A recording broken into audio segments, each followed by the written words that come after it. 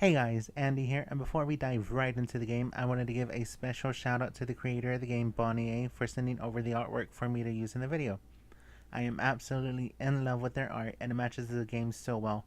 So thank you once again for sending it over, Bonnie A. And please correct me if I'm pronouncing that name wrong. Alright, well, now it's time to start the game. I hope you enjoy this as much as I have.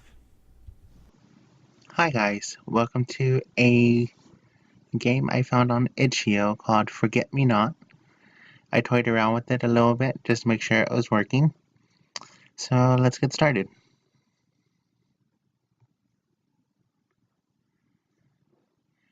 I never knew what it was like to have a friend, to have someone by your side, to support someone, to be supported. I never knew the feeling. For practically all my life, I was alone in a world that only consisted of myself. I didn't want to let anyone in. And because I pushed everyone away, I lacked a single friend in a cold, isolated world of myself. But as time passed on, that world of mine changed. As when I was about 13, I used to look at the stars in the night sky. Effortlessly climbing out of my window to the rooftop, I would gaze at the beautiful stars that shone down from the sky. Then a boy broke into my world. I don't know how he got up there, but he did, and he joined me. We looked at the stars together.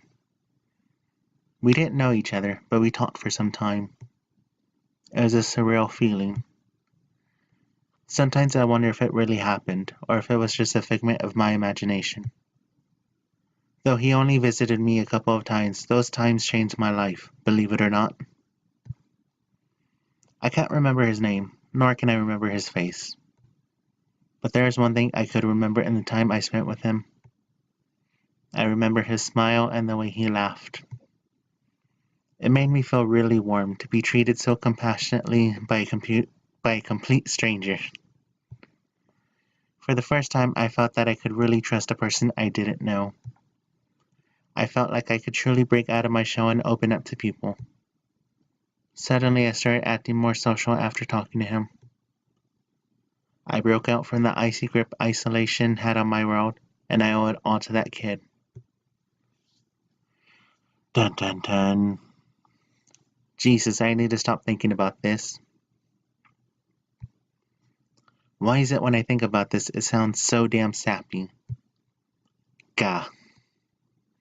Well, that's me, Emmett Noack, 15 years old and a sophomore in high school.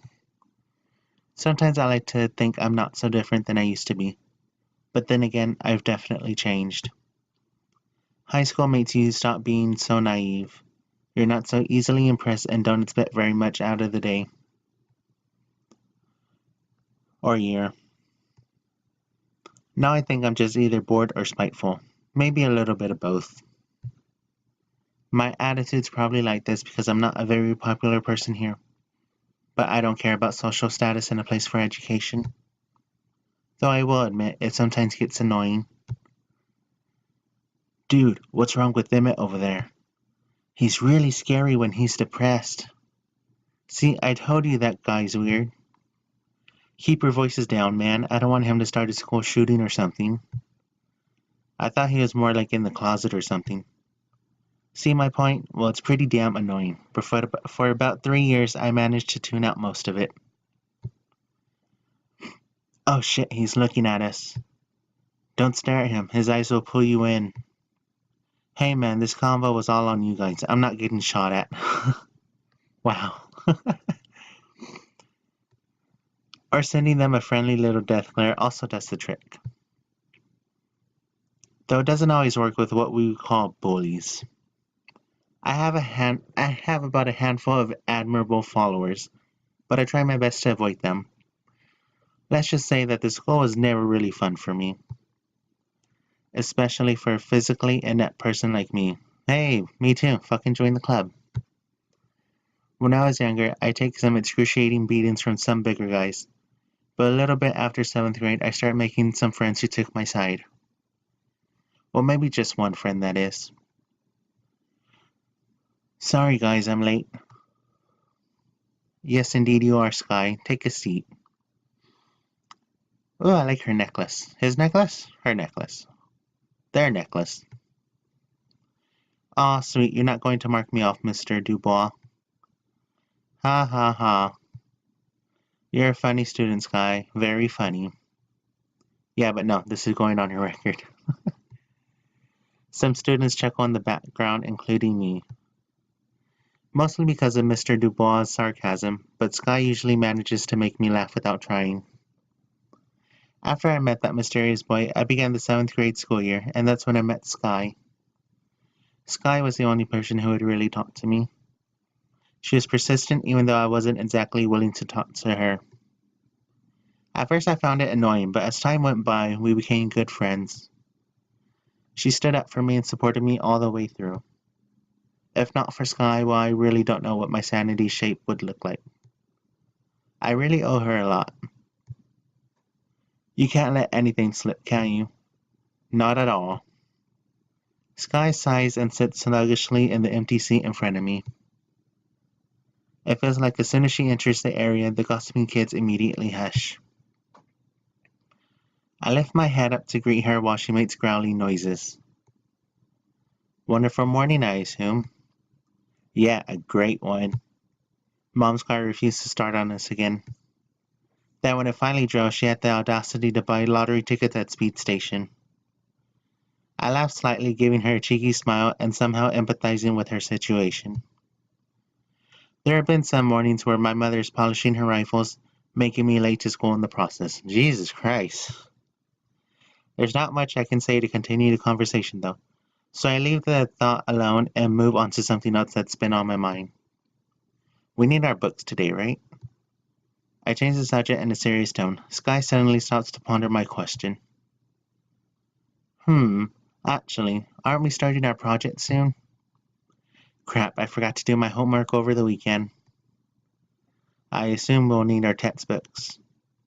I trail off, glancing at Mr. Dubois. He seems to be preparing to copy some papers.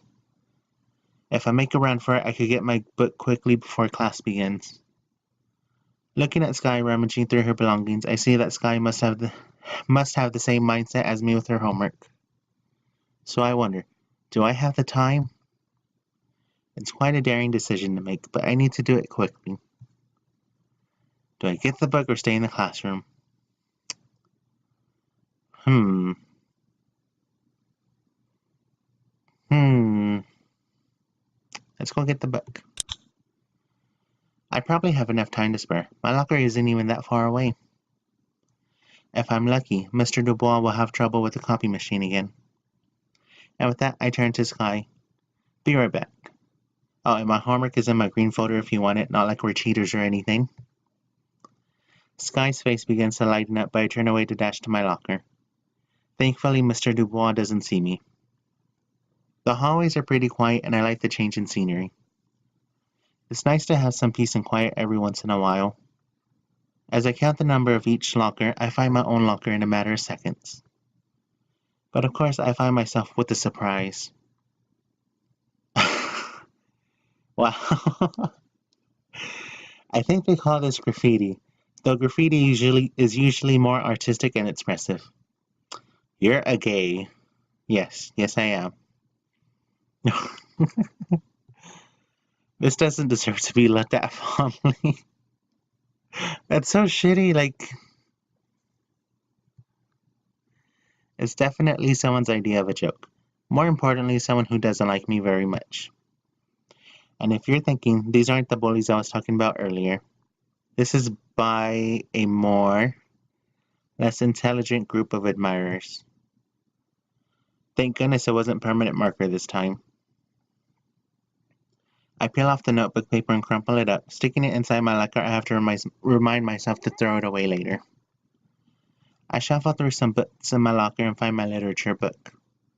As I look up, however, I see something out of the corner of my eye. Well, more like someone. He's just a few lockers away from me, and oddly, I haven't seen him before. Is he new? The more I observe him, the more something feels strangely familiar. It's almost like his face. I can't put my finger on it for some reason. Shrugging the thought aside, I close my locker and it startles him. Hmm. He looks really petrified, and I feel bad for practically not doing anything at all. Sorry, did I scare you? The guy just blinks for a moment and shakes his head. He smiles faintly but glances back at his locker. Looks like he's having trouble over there with that lock. Ask if he needs help with the lock or ask if he's new. Shit. I'd say I'd ask if he needs help, because holy shit, I have trouble with my lock at work. And then I remember helping somebody with their lock when they started, and I forgot my own combination afterwards. So it just took time to figure out which one was which. Okay, but we're gonna help him. I don't like most of the kids in my class, but I can definitely remember their faces. Though I'm not familiar with this one. Since he's new, I should just help him. I clear my throat and approach the guy, staring at his lock. You need any help with that? Well... His voice is wavering and pretty quiet. He seems like he wants to say no, but deep inside he knows he can't do it. Sighing to myself, I move closer and glance at his combination number. 363, huh? That's actually an easy one. I wish I had that number.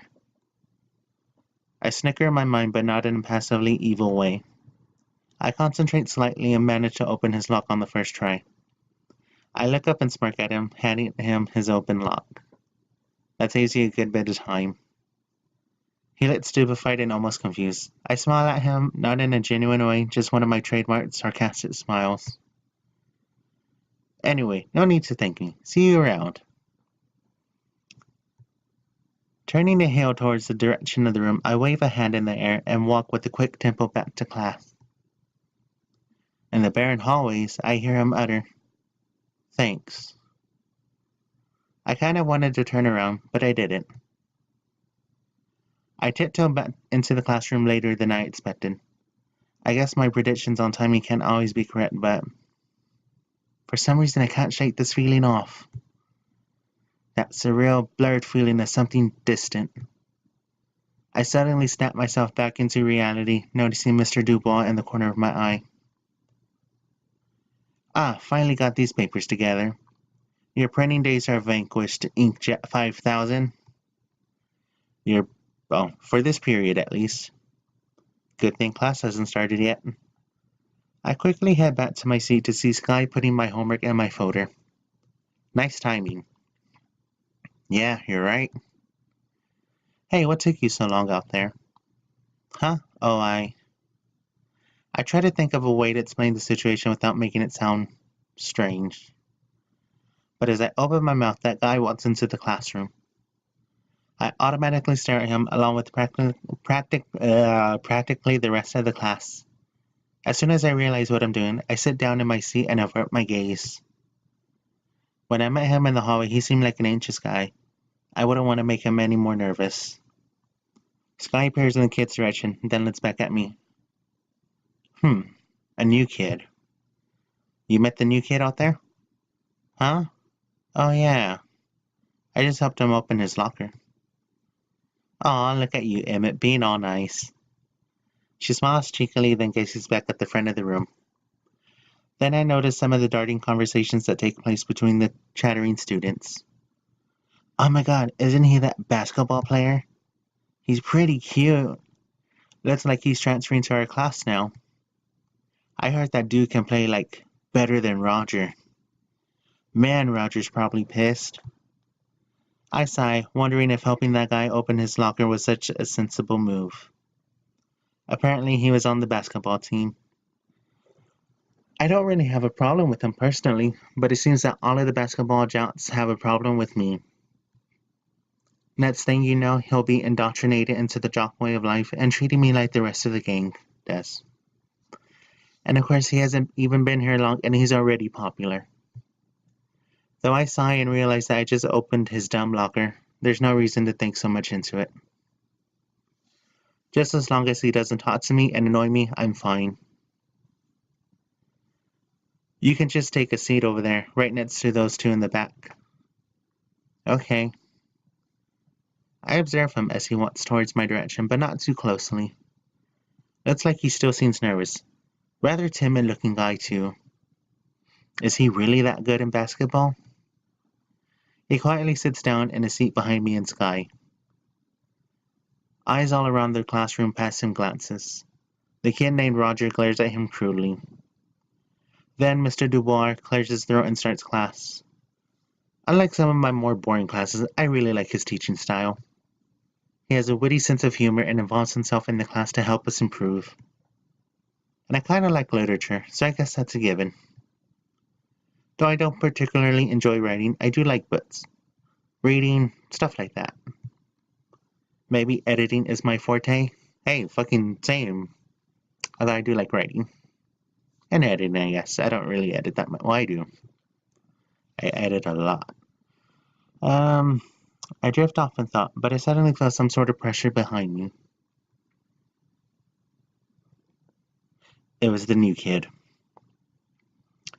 And I think this is where will end this episode of Forget Me Not. It's cute. I think I have an idea of where it's going. But I might wait to see what's going to happen later. Other than that, I will see everyone later. Have fun, be safe, enjoy yourself. And enjoy whatever copyrighted music I'm going to play at the end of this video. Oh, wait, first I gotta save here. August 1st. Yeah, it's like fucking 1 a.m. Alright, so as I said, have fun, be safe, enjoy yourself. Friend of yours? Friend? Well, I just kinda met him today, I guess. Him? Huh? Did you forget my name already? What? No, I didn't. You did, didn't you?